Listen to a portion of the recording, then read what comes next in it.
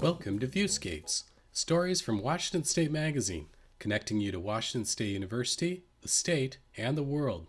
Hi, I'm Larry Clark, editor of the magazine. In this episode, we roast some holiday goose with WSU executive chef Jamie Callison. Hear about balancing life as a parent and a scientist from WSU Vancouver biologist Stephanie Porter, and examine a new plague journal by WSU scholar John Streamas, which delves into the events of 2020.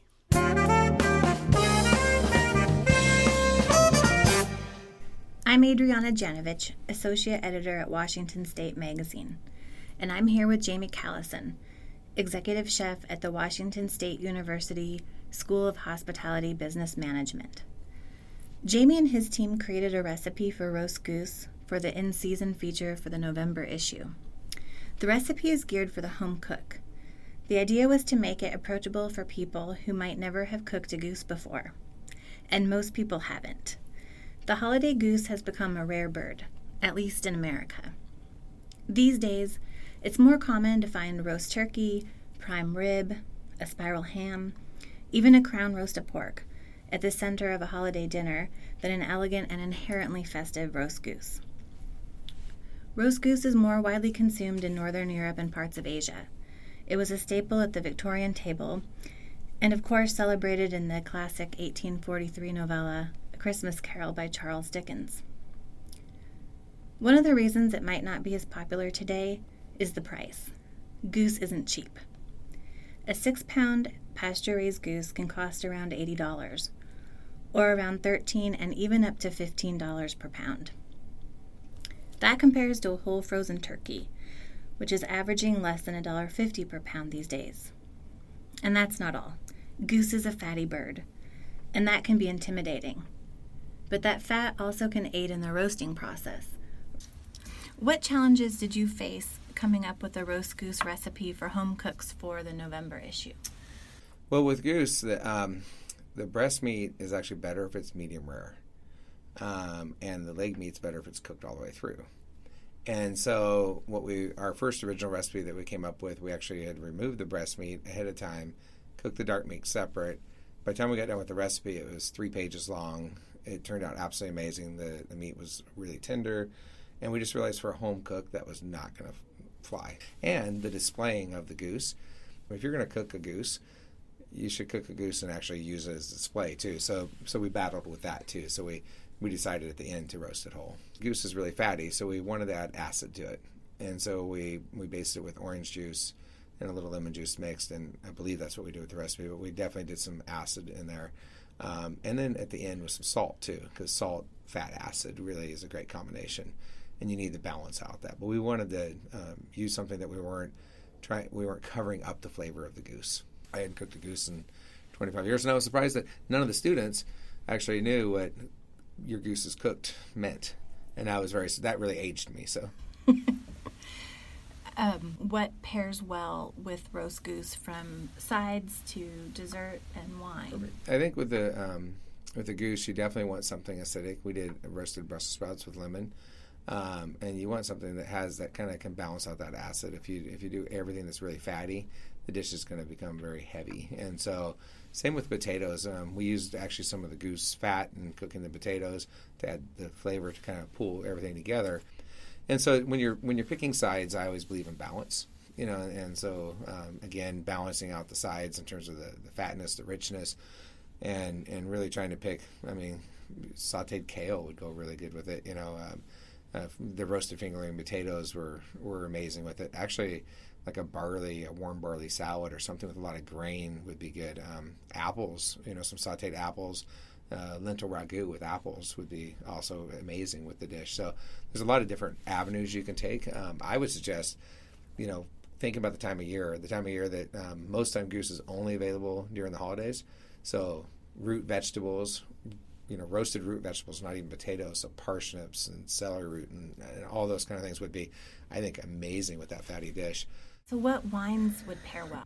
So I definitely think wine with a little acidity would be really good. I think that you could actually get into a Pinot, especially with those roasted root vegetables and stuff. I think it would pair extremely well. I also think that if you a nice Chardonnay, something with a little oak would help too, kind of pull it together, because it has a lot of flavor. So at the end of the day, you drink what you want. So if you want a really sweet wine with it, and that goes really well, I would try to stay away from really sweet and really fat, just in terms of on your palate. Would you like to see roast goose more widely consumed in America? I really think that doing a roast goose, I think would be a really fun thing to do with guests coming over, and especially you get foodies, people that really love trying different things. I think that I would suggest everybody actually trying it, once and seeing if they like it, and it may become their family tradition. Thank you, Jamie. Hopefully this season we'll hear from some readers and listeners who tried your roast goose recipe at home.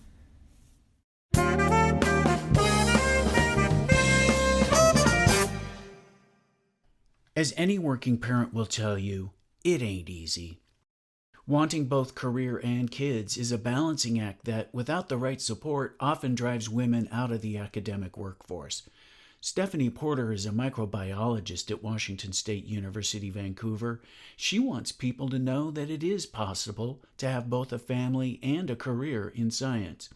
I'm Brian Clark, and a couple issues ago, I wrote a feature story for Washington State Magazine about women and other underrepresented groups in science and their struggles to maintain a work-life balance. So I was really interested to hear what Porter had to say about how she managed it. I also managed to assemble a support system for having a family in academia. Having a family as a professional woman and a scientist. And I thought that this could be one opportunity to sort of show others that are coming up behind me that this is something that has worked out well for me. I just want to get that message out there because it can be a real psychological barrier to think about. You may have goals in life that include both scientific goals and family-oriented goals. And it's only really, in the last couple decades that people are being more successful at being able to balance that and to feel empowered that this is something that's not going to, that they're mutually compatible. And when I was a grad student, for example, in my department, there were relatively few female professors and only one female professor had children. And that was pretty common. And so, it was a little daunting for the graduate students to decide that they were going to have families and do science as sort of the first generation to where that's common. And I see in the field this really big shift where there are so many scientists that prioritize having a family and balancing that with being a professor or scientist in another capacity. And so I think a lot of it has been just peer support, mentorship support, to sort of psych you up and this is a very hard thing to do.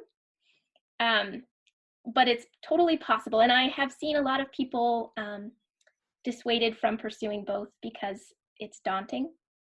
I mean, some people don't do both because one or the other is more right for them, and that's wonderful. That's something I totally support. But if you want both, it is possible, and you can get the support you need to make it happen. I had extremely supportive mentors as a graduate student. I had my daughter as a PhD student in my toward the end of my PhD. And that was an incredibly challenging event. And my daughter had colic and wouldn't stop crying. And it was very stressful, but my advisors were very supportive. I had supportive peers. So others had kids as grad students, and we sort of loaned this crib around the department. So there was some practical support. You didn't have to buy a crib like whoever had the next child. There was a sharing of resources. And one of the papers I contributed to was about providing resources for women at conferences to be able to pump breast milk, to feed their children, to change their children. We have a funny story because before this was common, it was an incredible barrier to participation at scientific conferences. In general, there are a lot of practices in science that are just challenging once you have a child. For example, my husband came to the evolution meeting with me.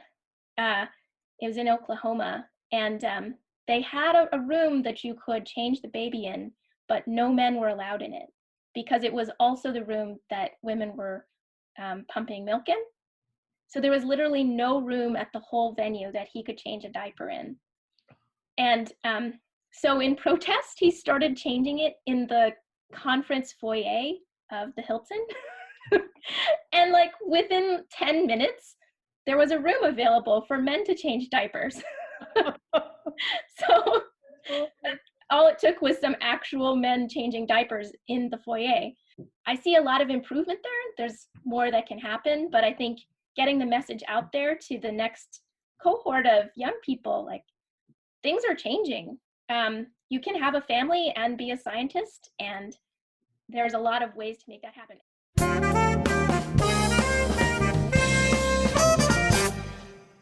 In 1722, Daniel Defoe, who's famous for Robinson Crusoe, published a book called A Journal of the Plague Year about the 1665 plague epidemic in London. I have never read anybody refer to it as fiction, but it's mostly fiction because he was only 5 years old when the plague spread, and yet he narrates the book as though he were an adult with the plague.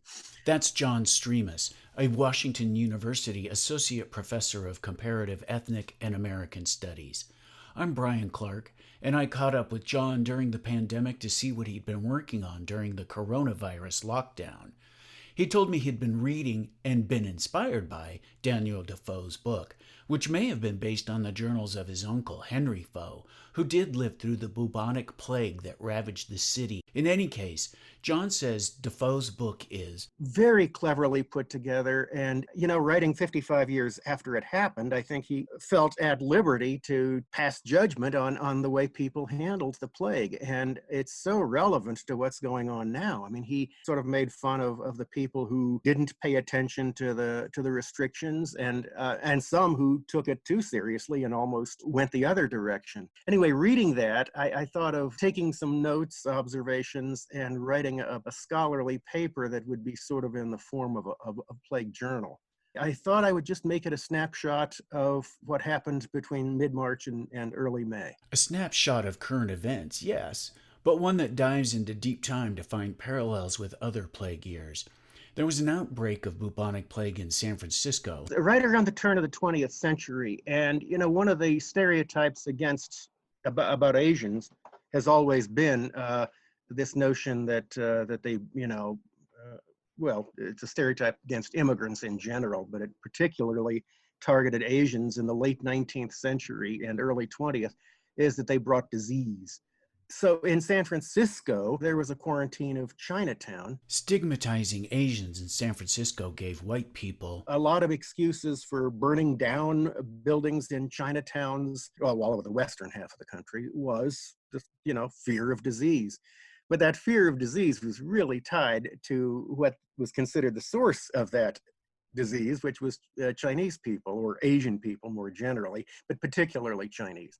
In 2015, the World Health Organization ordered that names of new diseases not be attached to the places where they start or are supposed to have started, or to any particular group of people. It's just, aside from all the racial politics, it's just wrong to name a virus after China or after the Chinese people. As in war, so with contagious disease. We scapegoat a perceived enemy and portray them as disease and pest-ridden subhumans. That's the problem, is this drawing of a line between this other group who are so awful and us who are so great, as if they have tainted us. It is amazing how similar the language is, especially the thinking, the logic. Even though the logic, such as it is, comes out of the mouths of individuals, John says the sources of racism are in fact our institutions. And that's one of the things that's the hardest to teach, is the idea that we have to understand racism as almost all of it institutional. It's hard to teach because we humans have a kind of blame bias that makes us want to pin our problems on others. It's also hard to teach because telling students that institutions like schools and practices like healthcare are perpetuating racism often flies in the face of their personal experience. It can be hard to accept that most white folks navigate through the world in a bubble of privilege. We don't see that schools in predominantly black and brown neighborhoods are often the least resourced, and we don't see that Native Americans and black and brown people often suffer the most from chronic health conditions because they simply don't have access to adequate care. But the other thing that has happened during lockdown is an uprising in response to yet more black people being killed by cops. Black Lives Matter and other activist groups are working to make institutional changes, and a wealth of books have come out of what I call the diversity workshop industry. These books have titles like How to Be an Anti-Racist and perhaps most famously right now, White Fragility. So much of what we're hearing about anti-racism these days, especially since the protests began, is mostly self-help stuff. If you attach the word fragility to any other kind of social issue, like weight control, it'd be easy to say, oh, this is self-help. This is a part of the self-help industry. But when you attach it to race, then it's harder to see that. It doesn't get at the real issue, which is how to change institutions. One of the institutions John is most concerned about is higher education. So how do we change higher ed so it doesn't perpetuate racism? I think one of the nice things that has been happening in the last few years is a bunch of universities have dropped the requirement of standardized tests for admissions criteria. Because standardized tests have been shown to have a built-in racial bias. That's an easy thing to fix. Most of these things are not easy to fix. What people of all races have to do is pretty much the same thing, it seems to me, which is to change the institutions. All the studies by educational experts show that students do better in their coursework when they see themselves reflected in at least a good number of their teachers. Like at WSU, we have, nearly 30% students of color, but only 10% tenure track faculty of color. If we could have suddenly 30% faculty of color, I'll bet you'd see that the GPAs of our students of color would go way up, and the graduation rates would go way up.